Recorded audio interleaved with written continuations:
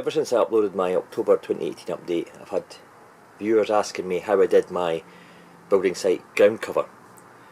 And this is very simple, and I'm going to take you through a step-by-step guide so you can have a shot yourself.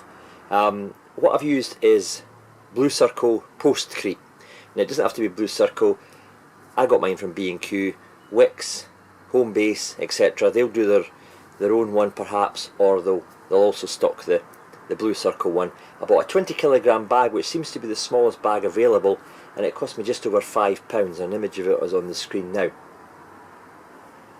What I did is I decanted it into a kind of takeaway tub that you would get from your local takeaway.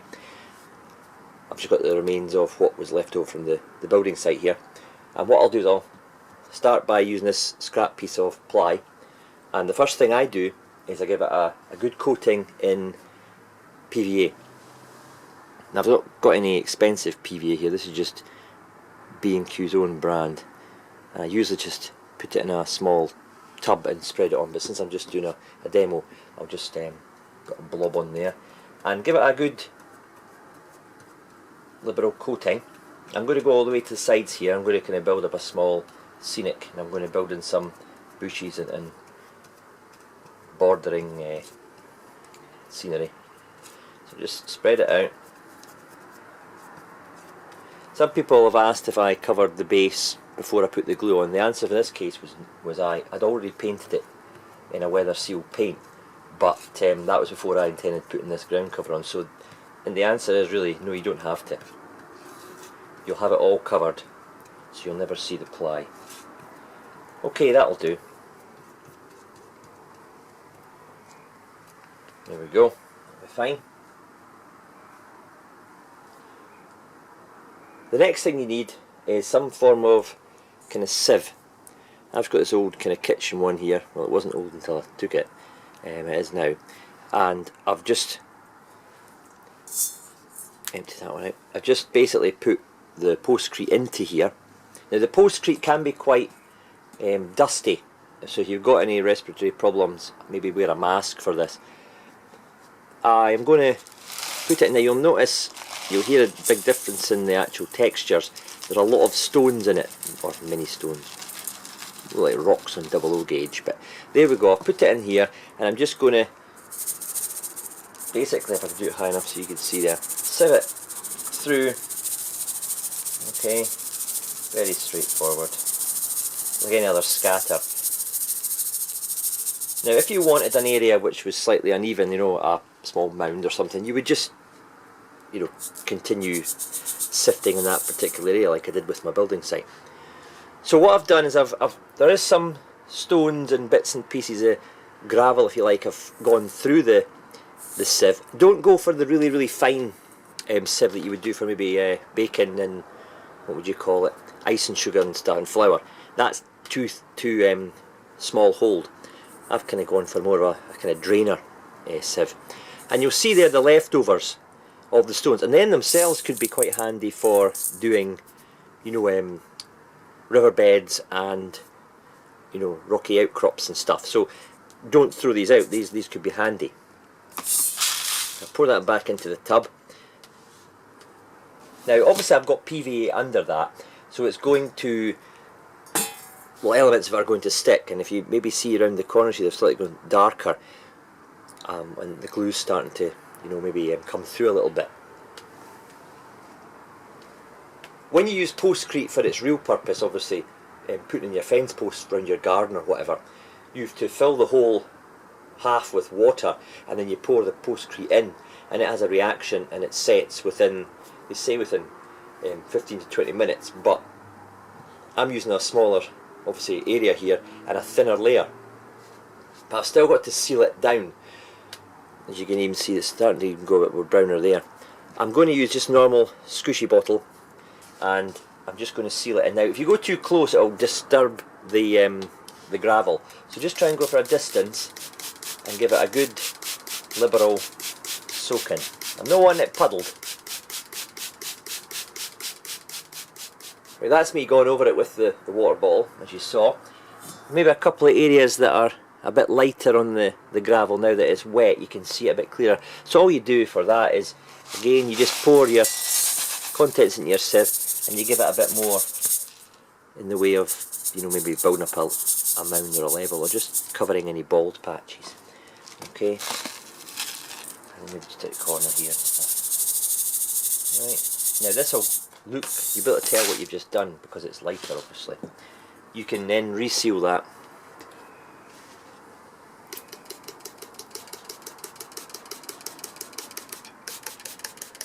And that now has to be left until that is completely dry. Now I said earlier it takes 15 to 20 minutes for a fence post to become fixed in place, but depending on where you're doing this, up a loft in a shed in the house, it will determine how long it takes for it to, you know, fully dry and harden. That's the postcrete now dry, from the base of PV underneath and from soaking it with the water the previous day. You will tend to find that there is some movement in the surface. You'll not have captured it all with regard to getting the postcrete fixed down, but don't worry about that because the next phase will definitely seal it in place. Now at the moment it looks kind of grey brown colour, which is fine if you want to leave it like that. You know, in rough ground, for example, a rough ground car park that's not maybe had tarmac laid, but just obviously some form of brown gravel, that's fine, you can use it like that. If for the building site, for example, what I did was I varied the tones using some Woodland Scenic scatters, and what I've got here is I've got a fine turf in earth and soil. Okay, you can tell there I use a lot of the soil. I like that for toning down before I do static grassing. So what I do is, without any adhesive, I'll just take my shaker side of the lid. I suppose you could get a teaspoon as well, I've done that, and just scatter it where you want. And I'll just try and vary the tones a little bit. This kind of gives a caramelly brown texture in places, and colour tone. And I'll just deliberately kind of put it in two areas, as you could see. Alright, it's actually coming out a bit more extreme on the camera actually than it is in the attic. And then you might want to use the soil on top of the earth just to kind of vary the tones. Okay, now I'm holding it quite way up here, about maybe 12 inches above, just to allow it to make its own way down, and that's how you get a more subtle variation. Now if you're not happy with the actual application of it, you can hoover it up at this stage, you can you know, manipulate it with a brush, etc. For the argument of the video, I'll just go like that, just because obviously it's not fixed down. Then I've taken it off, so you know, if I wasn't happy, obviously you can't do that to your layout, but I'll just go again for the sake of the amount of weather, dust and scatter I've wasted there. It's not a lot. Maybe a wee bit in the corner here. So I'm going higher up. The higher up you go, the more it'll separate on the way down, and it will less of a kind of downpour onto a specific area. See there, like that. And again with the earth and soil mixture, that'll do. Right, I'm happy with that just now. It's just a test piece. It doesn't really matter if it's totally perfect for what I want. It's not the last phase anyway in the Scenic. I'm going to add bits and pieces to it. Then what I do is I take a Scenic cement spray bottle. You get this, that's the actual bottle. You could actually buy the spray tub individually, which is where this has come from, but I like just to kind of take it straight from the main tub. Saves me having to rinse that one out. Right, okay. Again, from a distance, you don't want to go too far towards the surface, because it will just scatter all the stuff that you've just done. And there's two settings on this scoosher, quite a direct one and a more widespread one. I'm going for the widespread one, and from a distance of about 15 inches, it's not the best scoosher in the world, to be honest, from Woodland Scenics. It does tend to come out a bit heavy. You might be better using another spray bottle like I used in the previous stage. There we go, and I've sealed it, or I've attempted to start the phase of sealing it in place with that Scenic cement. If you're doing a large area, keep shaking that Scenic cement. It tells you to keep, you know, giving it a good shake as you do it. I'm going to leave that now to dry. Now, in a room temperature, you'll be, you know, it will start to go off within maybe 6 to 8 hours. In a colder, damper area, like maybe a shed or a garage or perhaps this loft, it might take a bit longer. but at the moment it's sitting at about 15-16 degrees in here, so I shouldn't imagine that it would take, you know, more than 12 hours to really take hold. So we'll let that dry and we'll come back. Now that the glue is dried and all the ground cover is fixed in place, I'm going to add some coarse turfs, underbrush and bushes just to lift the actual border, if you like, of this small scene. I would usually use some static grasses if I was doing maybe say a line side or a, you know, an overgrown area, but I'm just going to use some of the Woodland Scenics materials as I did on the building site.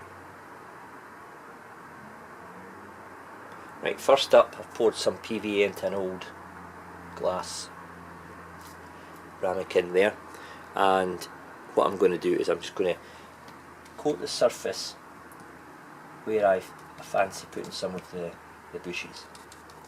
Okay, now this will help the bushes stay in place while I, you know, pile them up and then manipulate them. And once dry, it will give them a firm foundation so they don't blow away or be hoovered up when you're, you know, dusting your layout and hoovering your layout. Let's just say I'll put some there. It's going to work at this corner. I'm not going to do too much. And you can add as you go along. I mean, I don't know what I'm doing before I do it. I just make it up. You might want to work from some photographs at some point. That's what I certainly do with you know, line side stuff and industrial. Let's just say there we go just now. Okay. Okay, I've got light green underbrush, which is that one from Woodland Scenics, and the code for that is FC1635. I've got some coarse turf in light green, and that's T1363. I've got bushes in olive green, and that's FC1644. And I've also got coarse turf in burnt grass. I really like this shade, and that's T1362. And I've got them all in these kind of shaker tubs because I find them more versatile than the bags, although I have got a bag of coarse turf earth. They don't come in shaker tubs, so you've kind of got to buy them wee bags, which I like to use as well as a variation. Right, there's where I've put the glue down. I'm going to now put some, let's just say some underbrush. That doesn't seem to scatter very well. The holes in the, well, you can scatter it from there, but it doesn't really do much. You're better just opening it up, and if you want to scatter, just have it open a small area, okay, and then you scatter it. But what I'll tend to do with this stuff is I'll take the lid off, pour some in the hand, like so, and then I'll just kind of position it where I want the actual bushes to be. Okay, I'm not too bothered if I'm covering all the glue at this stage. Alright. Now sometimes it's a case where the bushes will be shorter at the front and then taller at the back, building into longer grasses and bushes or any kind of undergrowth that you want. But it's up to you. Okay, it's entirely up to you how you position your stuff. I've also got other bushes and stuff and underbrush, but I'm just using these for this scene. I don't want to clutter it with too much. And I've got some bushes in olive green here. Olive green and the burnt grass are my two favourite shades. Light green is also one of my products that I use a lot of. I like to mix them up. Don't just have a line of light green then suddenly it goes olive all the way. You know, just get the other stuff back out and put it on. And if you think there's too much on there, well, it's not glued down at the top yet, is it? I press it into the PVA. There's some at the back there. You can build the heights and manipulate and take off and add on. It's entirely up to you. Don't be tempted to blow any stuff away from where you don't want it, because it'll just all scatter at this point. Okay. So there we go. A little scene there. Get that out of the way. And if I can zoom in a little bit more. Right. So I've got the scene there, and then I've got, say, my coarse turf. I like to use this kind of blend from the bare earth to the bushes. And sometimes I put this down first. Again, this scatters relatively well. It tends to bunch out, so kind of keep tapping the tub. Okay, let me zoom out a little bit more so you can see there.